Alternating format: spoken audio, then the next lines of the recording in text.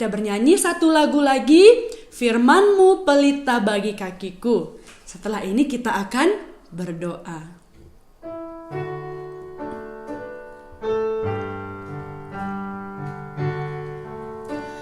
Firman-Mu pelita bagi kakiku dan sebagai suluh pada jalanku. Firman Tuhan menerangi jalanku. Firman Tuhan pelita hidupku. Sekarang adik-adik lipat tangannya, tutup matanya, tundukkan kepala. Kita sama-sama berdoa. Tuhan Yesus, kami mengucap syukur karena Tuhan terus menyertai kami. Terima kasih juga Tuhan sudah memeliharakan hidup kami selama 1 minggu ini. Terima kasih juga untuk kesehatan yang Tuhan terus berikan kepada kami. Kami juga berdoa Tuhan, kalau ada teman-teman kami yang pada saat ini di dalam keadaan sakit, Tuhan yang menghiburkan dia dan tangan Tuhan yang menjamah dia supaya dia boleh lekas sembuh. Tuhan, pada pagi hari ini, di hari Minggu ini, kami sudah siap di hadapan Tuhan. Kami mau mendengarkan firman-Mu. Tuhan, urapilah guru kami, urapi Bang Joshua yang akan menyampaikan firman-Mu sebentar lagi. Kiranya apa yang Tuhan mau sampaikan kepada kami yang masih kecil, Tuhan boleh pakai Bang Joshua menyampaikannya kepada kami. Kami juga berdoa Tuhan untuk tiap-tiap kami yang boleh ikut beribadah pada saat ini. Tuhan yang memberkati kami, Tuhan yang mempersiapkan hati kami, supaya ada firman Tuhan yang boleh tinggal di dalam hati kami, yang boleh menuntun hidup kami setiap harinya. Terima kasih Tuhan Yesus, hadirlah Tuhan di masing-masing tempat kami. Di dalam nama Tuhan Yesus kami berdoa dan bersyukur. Amin. Ya adik-adik, kita boleh bernyanyi sekali lagi ya. Firman-Mu pelita bagi kakiku. Setelah itu kita dengarkan firman Tuhan yang dibawakan oleh Bang Joshua.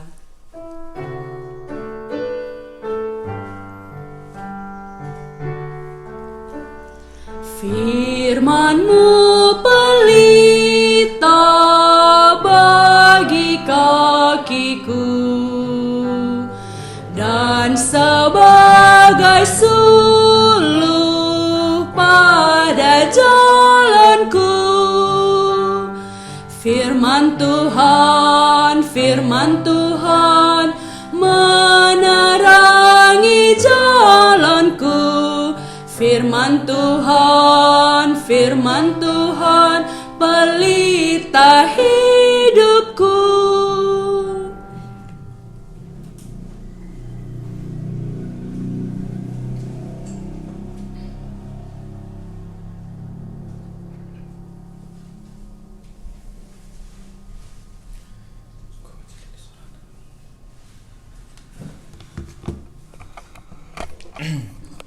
Selamat pagi semua, selamat pagi adik-adik, selamat pagi bagi kita semua yang mengikuti ibadah sekolah minggu pada hari ini. Shalom bagi kita bersyukur Tuhan memberi kita kesempatan untuk beribadah bersama-sama. Marilah kita sekali lagi berdoa sebelum kita mendengar cerita Alkitab pada pagi hari ini. Mari kita berdoa. Tuhan, terima kasih pagi hari ini kami sudah memuji Tuhan, kami sudah berdoa bersama, dan sebentar kami ingin mendengarkan cerita Alkitab. Tuhan memberkati kami.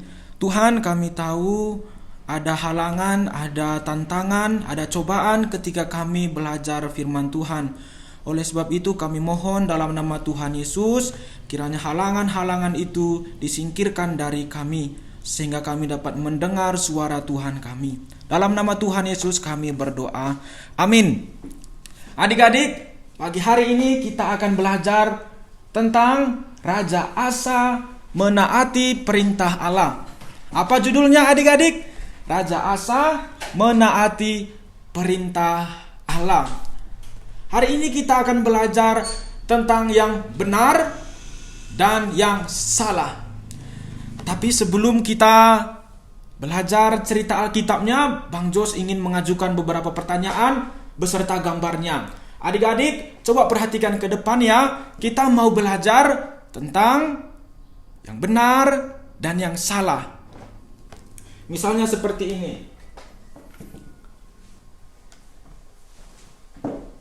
Di depan ada gambar apa, adik-adik? Yang sebelah kiri ada boneka anjing. Ya, adik-adik bisa lihat. Yang di sebelah kanan ada anjing beneran, ya. Ada anjing yang sesungguhnya.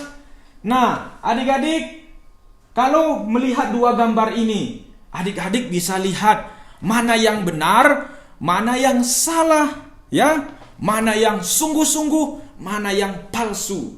Kira-kira mana yang palsu? Adik-adik, yang mana? Yang ini kan. Karena kalau boneka anjing, dia tidak bisa menggonggong atau menyalak. Anjing ini, boneka anjing ini tidak bisa makan atau berlari. Tapi kalau anjing yang beneran, ini dia bisa berlari. Ya, dia bisa berlari, melompat, bisa makan, waktu diberi makan. Nah, itulah kedua gambar ini. Adik-adik tahu mana yang benar, mana yang salah, ya? Mana yang nyata, mana yang tidak nyata atau khayalan. Coba kita lihat gambar selanjutnya, ada apa lagi? Wah, ini ada gambar apa, adik-adik?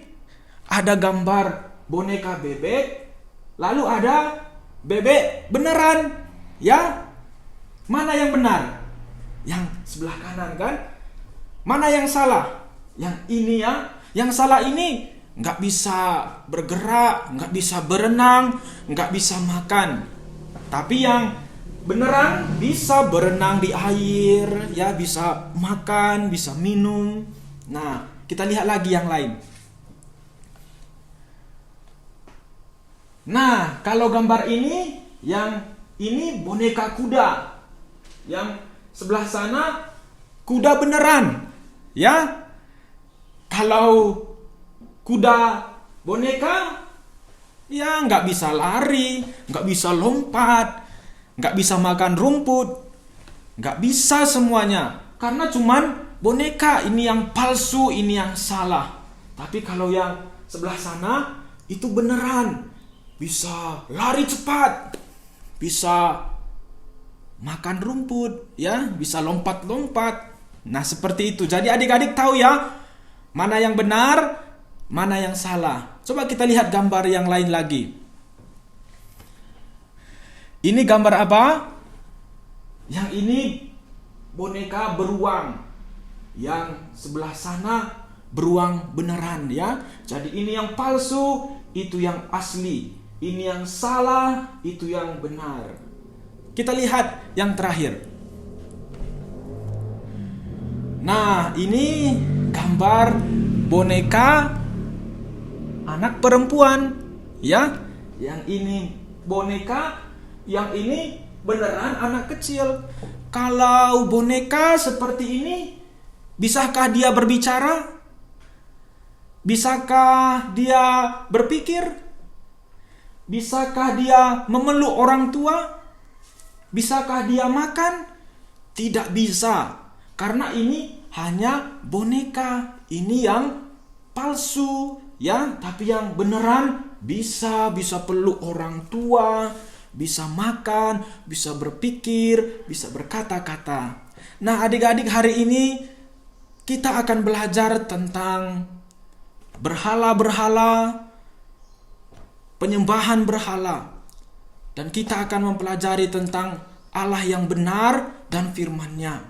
Jadi harap adik-adik, hari ini kita bisa belajar tentang yang benar dan yang salah melalui kehidupan Raja Asa. Raja apa? Asa. Ayo adik-adik, kita lihat gambarnya. Adik-adik, di minggu lalu kita sudah belajar dari kitab sejarah. Hari ini juga kita masih belajar dari kitab sejarah, tapi hari ini kitabnya namanya 2 Tawarik ya. Kitab 2 Tawarik. Kitab ini berisi tentang sejarah raja-raja orang-orang Yehuda. Ayo kita lihat.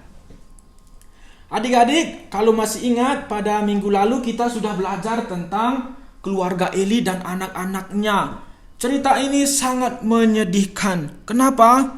Karena cerita ini menunjukkan ketidaktaatan Eli dan keluarganya. Mereka tidak taat kepada Tuhan.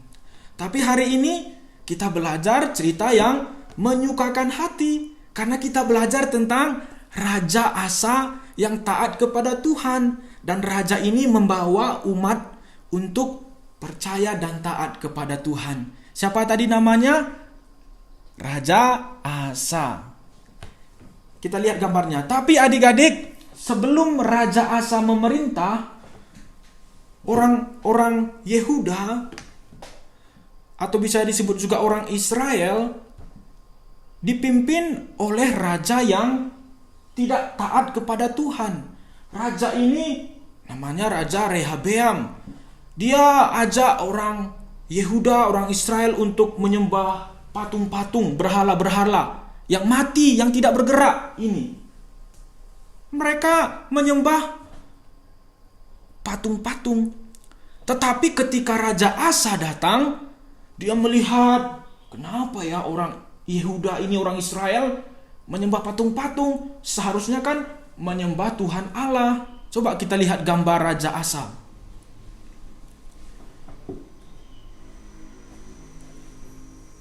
Nah, ini raja yang namanya Asa. Dia berpikir, aku harus hancurkan berhala-berhala, patung-patung yang tidak berguna. Dan aku akan bawa orang Israel untuk mencari Tuhan Allah yang benar yang ada di surga. Makanya setelah itu apa yang terjadi? Kita lihat. Yang terjadi adalah orang-orang Israel menghancurkan patung-patung. Patung-patung yang sebelumnya mereka sembah, yang mereka puji, akhirnya dihancurkan. Kenapa tadi? Karena perintah Raja Asa. Ya, karena perintah Raja Asa. Kita lihat coba gambar selanjutnya. Karena diperintah Raja Asa. Nah, ini juga mereka terus hancurkan patung-patung, berhala-berhala yang tidak berguna, ilah-ilah yang palsu. Kita lihat gambar selanjutnya. Nah, ini Raja Asa tadi setelah menyuruh menghancurkan berhala-berhala, mereka berkumpul disuruh oleh Raja Asa. Raja Asa berkata, "Ayo orang Israel, carilah Tuhan, percayalah Tuhan Allah yang benar dan taatlah kepada Dia." Nah, kita lihat gambar selanjutnya juga. Raja Asa menyuruh orang-orang Israel untuk bersembah, berdoa kepada Tuhan Allah yang benar. Ya, kepada Tuhan Allah yang benar. Coba kita lihat ayat Alkitab yang mengatakan perbuatan Raja Asa ini adalah baik. Ini ada di dalam kitab 2 Tawarik 14 ayat 2 sampai 4. Kalau adik-adik ada Alkitab, bisa buka kitab 2 Tawarik yang 2 Tawarik. Itu kitab setelah kitab Raja-Raja. 2 Tawarik ayat 2 sampai 4 di pasal 14 ya. Jadi 2 Tawarik pasal 14. Kalau adik-adik bisa lihat di depan, ayo kita baca bersama ya. Apa yang dilakukan Raja Asa ini? 1, 2, 3. Asa melakukan apa yang baik dan yang benar di mata Tuhan Allahnya. Ia menjauhkan mesbah-mesbah asing dan bukit-bukit pengorbanan, memecahkan tugu-tugu berhala dan menghancurkan tiang-tiang berhala. Ia memerintahkan orang Yehuda supaya mereka mencari Tuhan Allah nenek moyang mereka dan mematuhi hukum dan perintah. Ya, jadi Raja Asa tadi orang yang baik, orang yang takut Tuhan, orang yang memerintahkan orang Yehuda seharusnya mencari Allah yang benar, bukan Allah yang palsu, yaitu patung-patung. Nah, itulah perbuatan baik dari Raja Asa. Kita lihat selanjutnya. Tetapi adik-adik, setelah itu orang-orang Israel hidup di dalam kedamaian sekitar 10 tahun. Karena mereka percaya taat Tuhan, maka Tuhan memberkati orang Yehuda, memberkati rajanya, dan mereka hidup damai sejahtera, tidak ada peperangan. Tapi setelah beberapa tahun ke depan, maka ada sesuatu yang mengerikan. Apa itu? Zerah, orang Ethiopia, maju melawan orang Yehuda. Tentara mereka banyak sekali, sekitar 1 juta orang. Coba kita baca di 2 Tawarik 14 ayat 9. Zerah orang Ethiopia itu maju berperang melawan mereka dengan tentara sebanyak 1 juta orang dan 300 kereta. Ia sampai ke Maresa. Apa yang terjadi? Yang terjadi, Raja Zerah ini bersiap-siap berperang untuk melawan Raja Asa dan orang Yehuda. Mereka bawa banyak tentara. Tapi bagi orang Israel atau orang Yehuda ini suatu kebahayaan. Kenapa? Karena tentara mereka lebih sedikit. Tentara mereka lebih sedikit dari tentara Raja Zerah orang Ethiopia. Kita lihat gambarnya. Nah, ini sudah berkumpul orang-orang Ethiopia banyak sekali. Mereka ingin menyerang Yehuda. Akan terjadi suatu peperangan. Akan terjadi suatu peperangan. Kalau dilihat jumlahnya adik-adik, Raja Zerah dengan pasukannya membawa 300 kereta kuda. Jumlah prajurit 1 juta. Tapi orang Yehuda hanya punya sedikit tentara. Kira-kira siapa yang menang ya? Kalau orang Ethiopia banyak, tapi Israel atau Yehuda sedikit. Siapa ya? Coba kita lihat. Kira-kira apakah yang dikerjakan Raja Asa? Kira-kira ketika dia melihat jumlah tentara musuh yang sangat banyak, dia kira-kira lakukan apa adik-adik? Apa? Dia lakukan berdoa. Apa? Berdoa. Berdoa kepada Tuhan, ya, berdoa kepada Tuhan. Raja Asa meminta kepada Tuhan, meminta pertolongan supaya mereka dapat mengalahkan orang-orang Ethiopia yang berjumlah banyak. Kita lihat yang dilakukan Raja Asa di dalam 2 Tawarik 14 ayat 11. Kemudian Asa berseru kepada Tuhan Allahnya, "Ya Tuhan, selain daripada Engkau, tidak ada yang dapat menolong yang lemah terhadap yang kuat. Tolonglah kami ya Tuhan, Allah kami, karena kepadamulah kami bersandar, dan dengan namamu kami maju melawan pasukan yang besar jumlahnya ini. Ya Tuhan, Engkau Allah kami, jangan biarkan seorang manusia mempunyai kekuatan untuk melawan Engkau."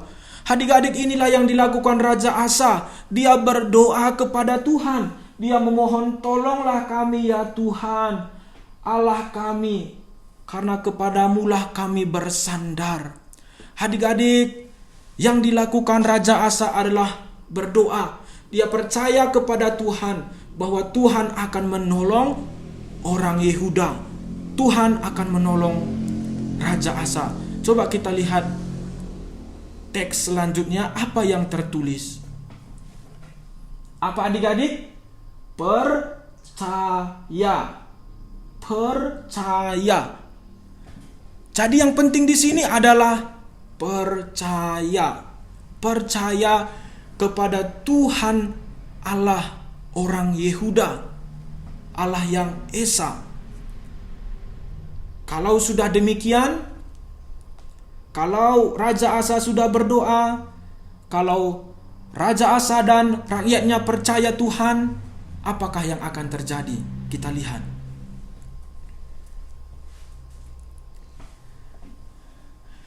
Yang terjadi adalah peperangan terjadi dan Tuhan Allah menolong Raja Asa dan rakyatnya dan tentaranya.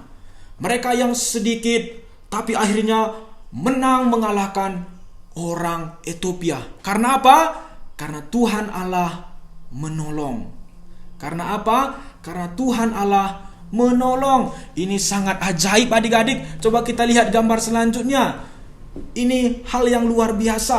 Karena mereka bisa menang. Orang Yehuda bisa menang. Padahal mereka lebih sedikit. Kenapa ini bisa terjadi? Karena Tuhan Allah menolong mereka. Mereka tadi percaya Tuhan, mereka berdoa, dan Tuhan berikan kemenangan. Tuhan jawab doa mereka.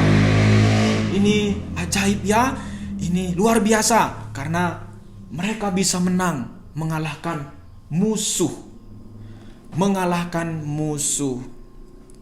Nah, ini peristiwa kemenangan Raja Asa dan rakyatnya. Coba kita lihat gambar selanjutnya. Apakah yang menjadi hal penting dalam cerita ini? Kita lihat. Tadi kita sudah lihat Raja Asa dan rakyatnya taat, T-A-A-T, taat kepada Tuhan. Dan setelah itu mereka masuk ke peperangan dan mereka menang. Ya, ada peperangan dan mereka menang. Adik-adik, dalam hidup kita juga harusnya seperti Raja Asa dan orang Yehuda. Kita taat, percaya Tuhan dalam menghadapi peperangan. Adik-adik, kita menghadapi peperangan hari ini. Peperangannya bukan seperti peperangan Raja Asa melawan musuh untuk berperang. Tidak. Tapi yang kita perlu kalahkan adalah godaan, pencobaan dari setan. Apa adik-adik? Peperangan yang kita hadapi hari ini godaan atau cobaan dari setan. Kira-kira apa cobaan godaan dari setan? Coba adik-adik jawab. Apa ya godaan atau cobaan dari setan? Misalnya berbohong ya. Setan ajak kita ayo berbohong. Lalu kita berbohong. Atau kita digoda oleh setan. Ayo ambil barang orang lain. Ambil barang orang lain yang bukan punya kamu. Atau setan goda kita untuk berteriak-teriak gitu waktu ibadah. Ya, bisa saja setan goda seperti itu. Atau setan goda kita untuk berlagak, katanya gini, wah saya begini ya, nggak hidungnya. Itu godaan-godaan dari setan. Adik-adik coba jawab, apalagi kira-kira godaan setan yang kita hadapi, yang adik-adik hadapi, apa?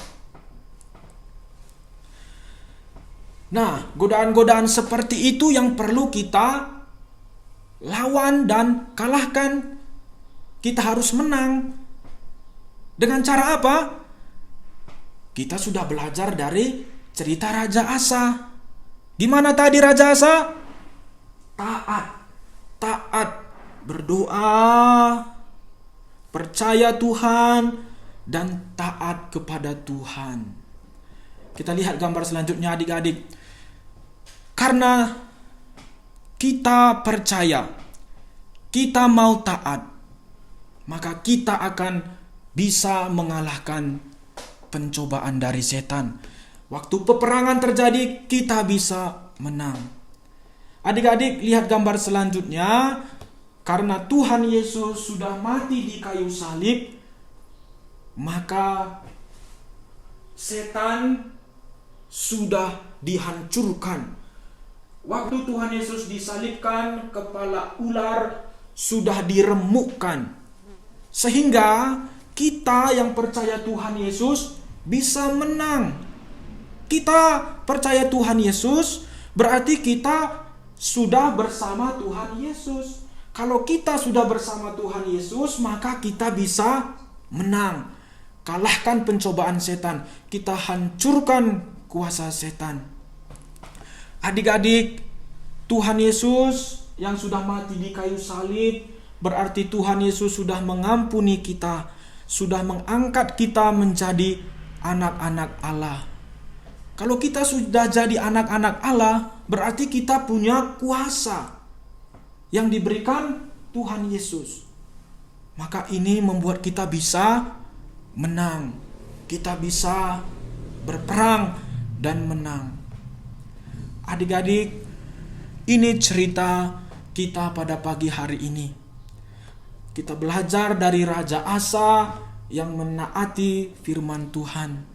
Maka adik-adik, marilah kita juga percaya, taat kepada Tuhan Allah. Percaya kepada firman-Nya dan taat kepada firman-Nya. Kalau saja tadi Raja Asa, orang Yehuda, percaya kepada patung-patung, apakah patung-patung bisa menyelamatkan mereka dari orang-orang Ethiopia? Tidak bisa. Karena patung hanya patung, seperti boneka, tidak bisa berbuat apa-apa. Tapi bersyukur adik-adik, dari kehidupan Raja Asa, kita bisa belajar percaya dan taat kepada Tuhan Allah. Sehingga kita bisa menang dalam pencobaan. Dan ingat, Tuhan Yesus sudah mati di kayu salib untuk menyelamatkan kita. Dan bukan saja menyelamatkan kita, tapi memberikan kita kuasa kemenangan. Puji Tuhan adik-adik, untuk cerita Alkitab hari ini, mari kita berdoa. Tuhan, terima kasih pagi hari ini sekali lagi kami belajar cerita Alkitab. Kami belajar dari kehidupan Raja Asa dan orang Yehuda. Mereka menang di dalam peperangan karena mereka percaya dan taat kepada Tuhan Allah. Tuhan Yesus, kami juga berdoa untuk kami semua, supaya Tuhan juga berikan iman, berikan ketaatan, supaya kami juga bisa menang di dalam pencobaan, menang di dalam godaan. Tolonglah kami Tuhan, kami ingin taat, kami ingin memuliakan Tuhan. Ini doa kami Tuhan, kami bersyukur dan terus menyerahkan hidup kami ke dalam tangan Tuhan Yesus saja. Dalam nama Tuhan Yesus kami telah berdoa. Amin.